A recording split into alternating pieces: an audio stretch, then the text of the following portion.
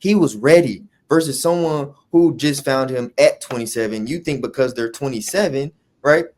You think because they're 27, well, then they turn 45, right? There's no different than someone finding God at 25 and then, they get to 45, and that's the same length of time that someone that found him at 3 to 27. Mm-hmm. Because at the end of the day, I don't care if you are 15, if you are 20, if you are 45, 55, 65. Guess what? All of us have in common. Mm. All of us, no matter the age, we are all babies to God. We are Yeah. all children to God, literally. Yeah. Literally, we are children. Because God is eternal, right? So because he is eternal, he's not bound by time and space. So for us, we're looking at it like, well, they're only 25. To God, 25 is 25 minutes, 25 seconds, right? So Mm-hmm. we're looking at it from a human perspective when we should be looking at it from an eternity perspective. Mm-hmm. 25 years, 45 years, 75 years is baby compared to God. So all of us are children. All of us are kids. So when we're trying to find him, it doesn't matter the age as long as we find him. Right. This is why Paul wrote to Timothy. When he wrote to him in Timothy, he told him, don't be discouraged. Don't let them discourage you just because you're young. Don't let them discourage you just because you're young. Why? Because Timothy had a gift, but he started getting discouraged because when he was preaching to them in Ephesus, they weren't hearing him. They Mm-hmm. weren't hearing him. So he was getting discouraged, like, Paul, this is not working. I'm ready to come back, or can you come do it? And Paul's writing to him like, hey, no, like, you got this. Don't let them discourage you just because you're young. You got a gift from God. Keep pushing, keep doing it, and they will listen. It may not be today, it may not be tomorrow, but they one day will listen and they will hear you. You have a gift for a reason. So I don't care if you are 20, I don't care if you are 40, I don't care if you are 60. If you have the word of God, you are in the right path, no matter the age. And I think that, getting back on topic, I got a little off topic for a second. Getting back to the path of why do people reject Jesus, right? Mm-hmm. And I find that they demand, like, if you were to talk to someone, they demand proof. They want proof. They're like, prove it, prove it, prove to me. If Jesus is real, prove to me right now. But what you find is they're being intellectually dishonest, because even if Mm-hmm. you were to give them evidence, that's not enough. Even if you give them eyewitness testimony, you know what they'll say? If you say, well, They're the gonna move the goalposts. They're gonna keep moving the goalposts. you say, well, Matthew, Mark, Luke, and John, they were there, they saw it. They're like, no, that doesn't count. No, basically, what you want Jesus to come down right now and look at you and say, hey, mister, it's me right here. You want something sporadic. You want something on your time. You want it to be what I say is proof, what I say is evidence, right? Not understanding that God doesn't owe you a thing. He Mm-hmm. doesn't owe you anything, but he gives you grace and mercy. And people want proof. People want evidence, but when you give it to them, they cower down and turn away and say, "No, that's not real evidence." Mm-hmm. But they believe in Big Bang Theory. Come on now. Yeah, age really doesn't bring wisdom or maturity. Like when you're talking about Timothy, so many people get discouraged because things don't seem fair to them. And that was the next point that I was going to make. A lot of people reject Jesus because they are too intellectual. So therefore, you're going to say, okay, I can acknowledge that to be true, but what about this? And then what about that? And then what about this? I was thinking about people Extreme saying, skepticism. That's what that yeah, is. yeah, you did speak about that exactly, but to elaborate on that, there's people who say, oh, the Bible is contradictory. It's contradictory. It's so many writers and there's so many things, and it really doesn't make sense to me because if a group of 66, let's just use 66 people sat at a table, right? We just know there's 66 books. I don't know exactly how many people wrote in the Bible, but let's just say 66 people sat at a table and they all told different versions of the same story. And like the lady ran down the street, and another person says she walked very fast down the street, and a lady was walking her dog down the street, whatever the case may be. And it's like, well, you said walking your dog, and you said running, and you said speed walking, this is a lie. And it's like, no, these are people's accounts, different accounts of the same story. So for people to think that they're so intelligent and think that they need all of this proof and all of these things, you really just put yourself into this hole, because there is a sense of things that are left up to God. There are some things that we'll never understand as human beings. And I think that that piece right there makes it to where people feel so uncomfortable, because people need to know everything. They need to know what happens after this. They need to know who's going where when they die. They need to know, they need that authority, and they need to be able to relate it to something that is tangible to them specifically. So basically, whatever requirements I have, even if Trina, Tina, and Marcus over there, they don't have the same requirements, God needs to accommodate me specifically and show me the accommodations I'm requiring, because I'm special, because he loves me more, oh, because he wants to show himself more to me. No, you get the same opportunities as everybody else, and you see people on pulpits, you see people, a nice gesture at a store, you hear the name Jesus, that might be your only opportunity. That might be it. I was grateful enough to be able to be raised in church. Some people are not. Some people are out in the mountains and they'll never hear about it. But he says everyone will hear about it, but they won't hear about it in the same way as you. But you are here with social media and all of these books and all of these things where you can learn about these things. And if you're so intelligent, go ahead and do your cross-examination. Go ahead and figure out the questions that you have to prove to you that Jesus exists. Figure out those questions and then go down the wormhole figuring those out. And when you see that there's answers for everything, don't be intellectually disingenuous. Understand that once your questions are answered, that's it. But what you just said and what we find is that even if Jesus answered every single question you ever had, you still wouldn't believe, because some people's Yeah, hearts are just hard. yeah. What I find is people who are skeptic about Jesus and that reject him. You know what I found?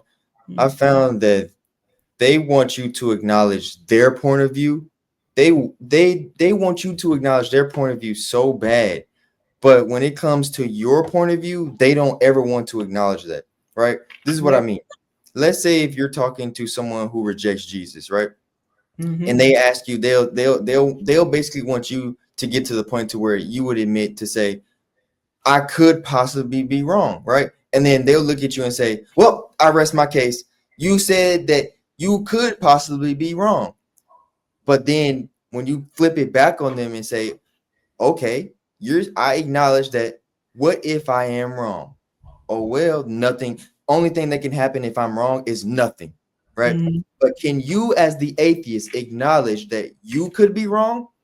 They want to end the conversation. They don't Mm-hmm. want to talk about that. You know Mm-hmm. why they don't want to talk about that? Because if they have to acknowledge their point of view, then they have to acknowledge that judgment is coming.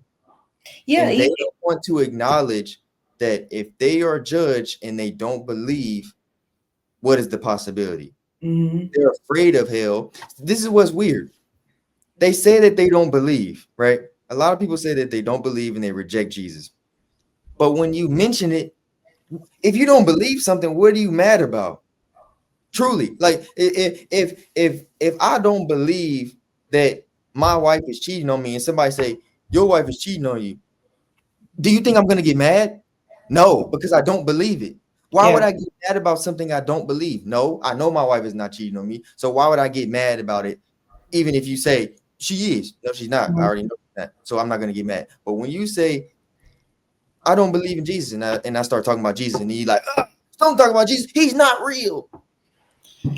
It don't make It's sense. Like, it's logically there's a certain level of logic. Like, take it away from atheists, right? Because yeah. honestly, for atheists, I find them to be majority of the time, intellectual. Atheists are intellectual to a point where I will research the non-existence of something. Most people research the existence of something. Atheists go the opposite route and they go down these wormholes and they have to do a lot of work to prove their disbelief. So I can respect the endeavor of what it means to not believe in anything. You have to be a strong person to just believe in nothing, to believe in darkness, to believe in the absence of love, the absence of afterlife, Good. the absence of consequence. You know what I'm saying? It's like all means nothing. That is willpower, if you ask me. But when I think of people who like, for instance, Muslims, right? You start to disprove them, right? You have conversations and they're like, the Bible's corrupt. The Bible's corrupt. Hold on, the Bible is corrupt. And it's like, okay, in what essence? What have you ever read the Bible? No. Okay, so let me ask you some stuff about your book. Let me ask you about your prophet and what he's done. And let's do some cross-examination. Him, Yeah, let's Jesus, let's your compare. Let's compare my compare. Jesus to your Muhammad. Let's compare. Hmm. Let's compare Hmm. my Jesus to your Muhammad. This is not the point. This is not the point. Right, because Muhammad is not God, right? But in your book, they say go to the Bible if you have questions. In your book, they say they speak about Jesus, but the Bible speaks nothing about Muhammad. Yep, These things, exactly. these things matter. You know what I'm saying? Yep. We have to really ask these questions. And I think that you mentioned this last night, but the rise of social media and online ministry has really exposed a lot of holes in people's belief systems, which is angering them. So when you're bringing up Jesus, it's like, hold on now, I'm suffering, I'm mourning right now. A lot of people are mourning. A lot of people are mourning their upbringing and what it means that these things are false and what it means that these things are true. A lot of people are in pain, and I Yep. empathize with them because to believe something your whole life, even if that's what you were taught, you correlate that to family, you correlate that to love, you correlate that to ritual and tradition. Those things matter to people, because that's identity. But I also think that with Jesus, he gives you a new identity. He heals your heart. So now that you have understood, for the people who have been the truth has been revealed to them, for those people, it's like, okay, so what do I do now? Well, believe. You have Jesus, you're lucky. Because some people, prior generations, didn't have the same ability, but you have Jesus to be able to not only heal your heart, but give you a new identity, but show you love and give you the acceptance as if you've been able to have a relationship with him your whole life. Like when you mentioned people dying at certain ages, whether you die at 27, whether you die at 3, whether you die at 40, everybody has the ability to have a relationship with Jesus. Nobody is denied.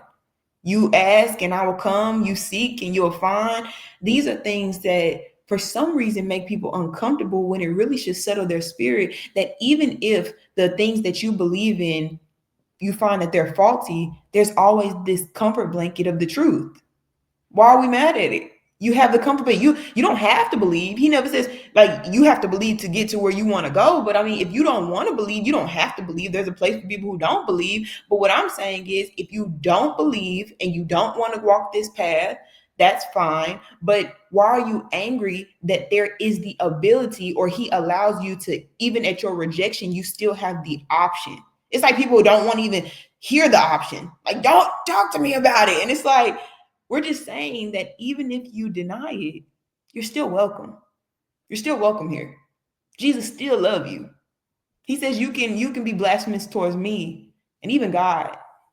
But and just not the Holy Spirit, but even when we talk about that, people don't even, if you don't understand Jesus, we ain't even starting to tap onto the Holy Spirit. They don't even understand.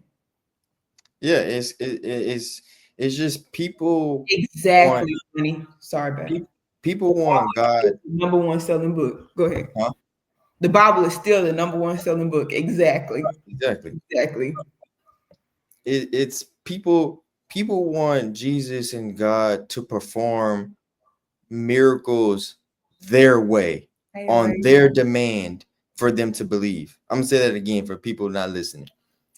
People want people want God and Jesus to perform miracles their way, on their demand, in order for them to believe. And when it doesn't happen on their terms, you know what they do? They dismiss the testimonies and say all the other testimonies are insufficient because when I requested a testimony, when I requested a miracle, it didn't happen. So that means all their testimonies are lies. But it doesn't make logical sense. It doesn't make logical sense. Why would I come? It's like giving someone, like, let's say someone is a user, an abuser, and a scammer, right? And they come and ask you, they say, I know you got $1 million. Give me $1 million, right? You're not going to give it to them. You know why? Because you know that they're a scammer. You only want me to give you the $1 million because you're a scammer. And Mm-hmm. I know you're going to use my money, use it up, scam me, block me, and then I'll never hear from you again, right? God is like, you do realize I'm smarter than you, right? You Right. do realize I gave you the brain that you have to even try to test me. You don't test God. You don't test the Lord. You don't test Jesus, right? You're saying, Jesus, come right here and perform a miracle. Why would I come do that when you're trying to scam me? You're trying you're Exactly. trying you're trying to deceive me. And you do realize that I know I knew you were even about to ask me for something deceptive. Before you even asked out of your mouth, come show me this miracle. I already knew you were about to ask it. Mm-hmm. You're asking someone who's omnipresent to do something when he knows that you're lying. He knows that your heart is not in it. Because for Judah. the people whose hearts are in it, I promise you, they get the miracles. I promise you, their prayers get answered. People who don't understand the reason that you're not hearing these miracles, that you're not seeing these miracles, is because you are blind. Mm-hmm. And I'm not going to let someone who doesn't belong to me see something that belongs to me. Mm. That's right. Why would I let you see something that belongs to me when you don't belong to me? And then all you The gonna do is reason why I'm want gonna me let for you what you seen. You only gonna just want me for what you seen. just because I do love you so much, I'm going to tone down what the devil can do to you. But if that's where you want to be, you can see what he does in his realm, right? Mm-hmm. I'll let Mm-hmm. you see what he does in his realm because you belong to him.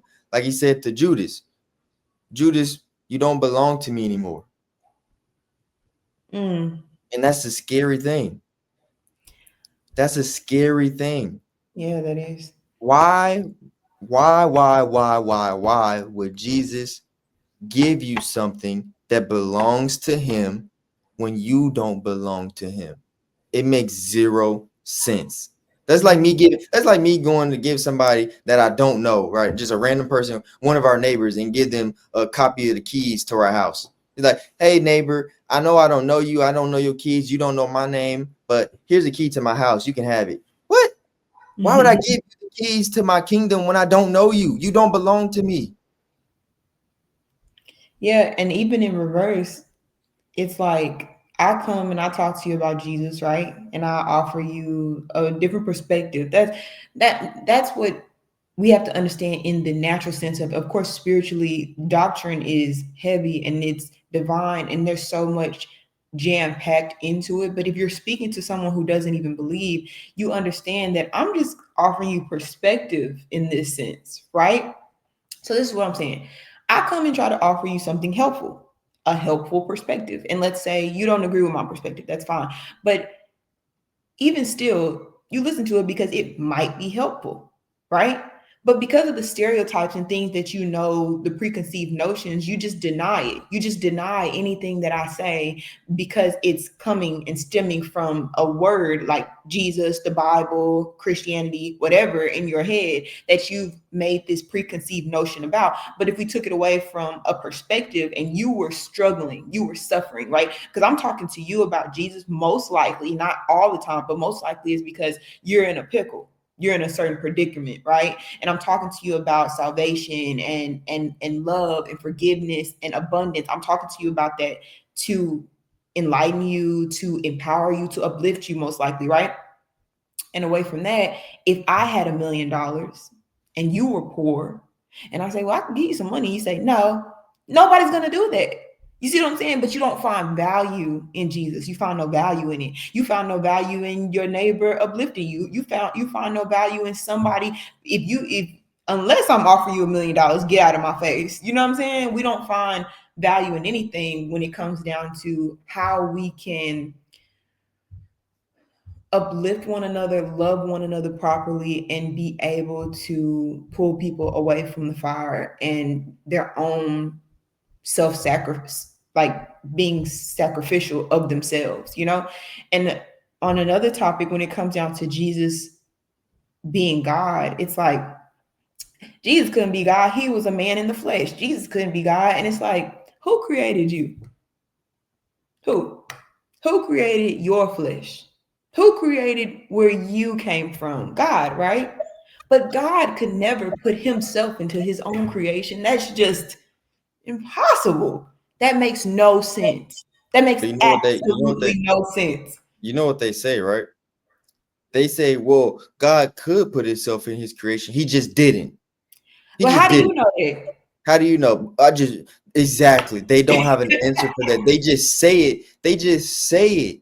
They just say stuff. You find if you really just ask people the questions back to themselves, the questions that they're asking you or the things that they're claiming, you ask it back to them, they're like, mm, I just believe, I just do. Okay, give me one person who can disprove the resurrection. Give me Mhm, one person.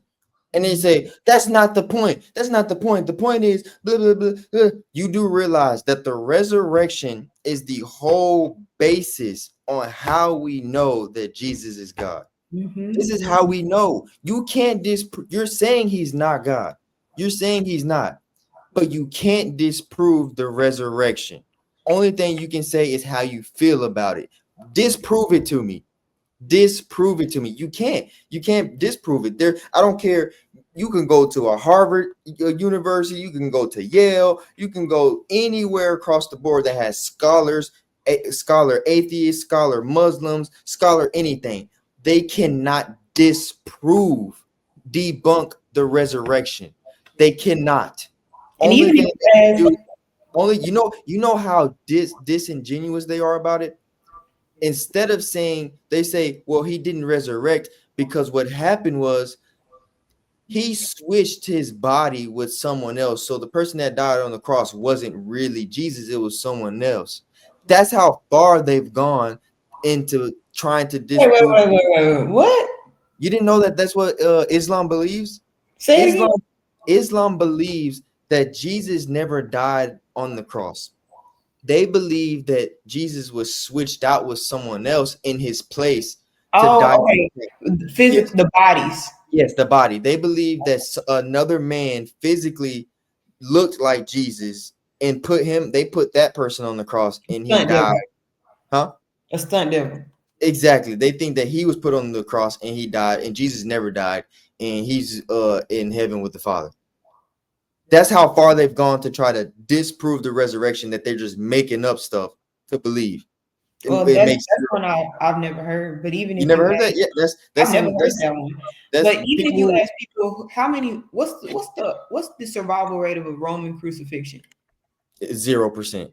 Oh, You know the Roman crucifixion is the most gruesome torture in history. There has been no one that has experienced more pain than the Roman crucifixions. The Romans, they were so how can I put it?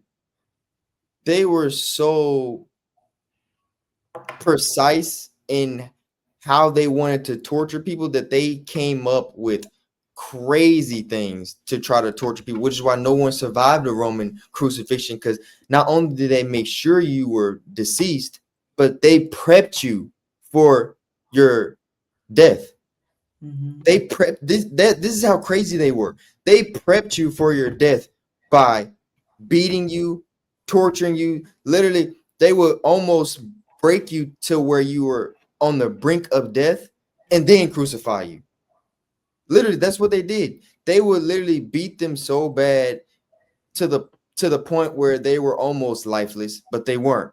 and they would nurture them. They would nurture them, bring their health back a little bit so they can stand up on their own, and then crucify them. This is what they did. So no one has ever survived a Roman crucifixion. So we can in fact surely know that Jesus died on the cross. And we surely know that he resurrected because he had over 400 eyewitness testimonies of people that saw him after the crucifixion. Not before the crucifixion, after the crucifixion, they saw him alive again. Over 400 people, and people Not who say one, but 400. 400, over 400, and Yeah. people who say it's just eyewitness testimony, they were delusional. Do you not know that in the 21st century, 2025, the number one evidence on solving crimes still to this day in the world is eyewitness testimony?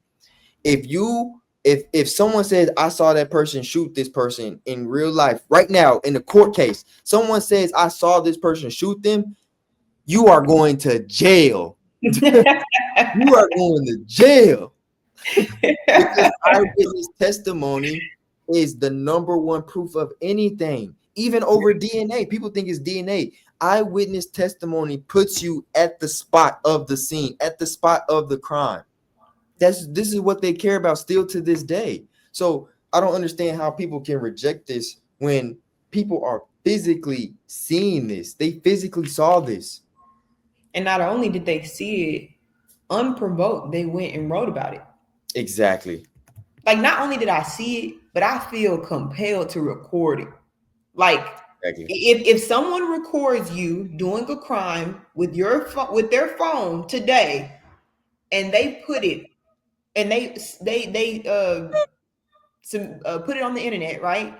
And you're seen doing the crime, someone recorded it, you're going to jail. You're going to jail. Like, Exactly. You're going to jail. And what are we talking about? just to add on to it, right? These are people who, they're not scholars, they're not like deep diving into this, none of this. They're just saying what they feel, right? Mhm. So I'm gonna give you somebody who is smarter than me, smarter than the people listening, that people probably don't even know about, right?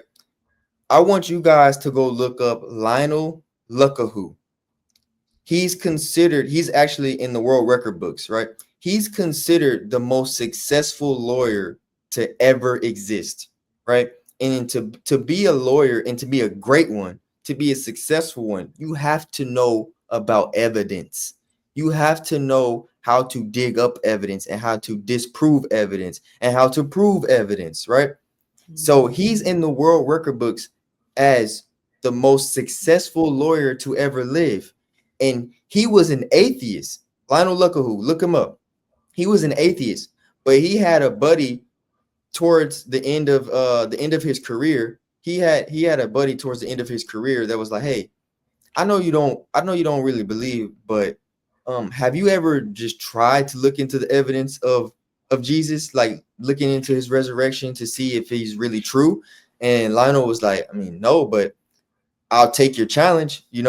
So Lionel Luckahu took on his friend's challenge of him searching the evidence for Jesus's resurrection. It took him almost a decade. This is how thorough. Like I said, he's a lawyer, the most successful lawyer to exist at this time, and still to this day, he's in the books.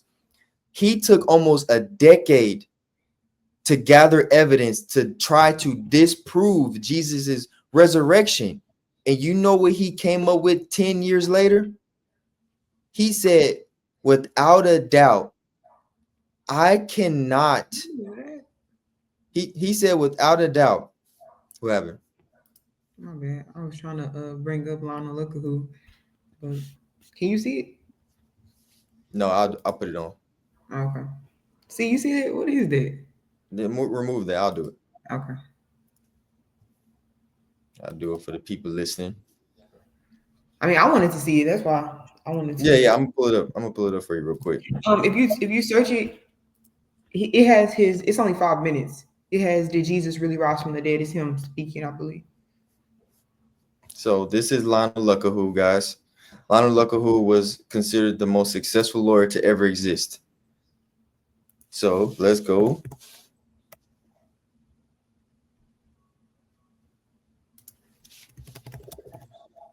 Oops.